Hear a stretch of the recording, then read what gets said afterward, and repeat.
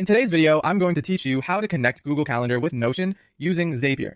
Whether you're managing projects, personal events, or business meetings, connecting these two platforms can streamline your workflow and keep everything synchronized. Let's dive into the process, starting from the beginning. First things first, head over to Zapier.com.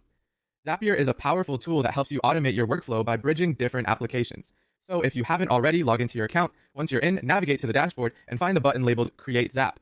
Click on it to start setting up a new automation. Now we need to set up a trigger. This is what starts the automation process, referred to as a zap. For our trigger app, select Google Calendar. It's usually quick to find thanks to its popularity. Once selected, pick New Event as your trigger event. This means that every time a new event is added to your Google Calendar, the subsequent actions we set up will be automatically triggered. Next, you'll be asked to connect your Google account. Simply follow the prompts, authorize any required permissions, and then choose the specific calendar you want Zapier to monitor.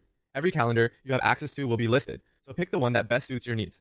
Now it's time to set up the action part of this app. This is the task that will happen automatically once the trigger conditions are met. Here, choose Notion as your action app. When asked to select an action event, opt for Create Database Item. This allows new events from your Google Calendar to be automatically added to a Notion database of your choice. Just like we did with Google Calendar, the next step is to connect your Notion account. Follow the prompts, give the necessary permissions, and then select the database where you want the calendar events to appear. Typically, this could be a database named Tasks or Meetings, depending on how you organize your Notion workspace. Once your accounts are connected, it's time to map the data fields. Essentially, you'll align event details from Google Calendar, such as the title, date, and description, with the corresponding properties in your Notion database. This step ensures the right information is placed in the right slots every time a new event is created. Finally, click on Test and Publish Zap.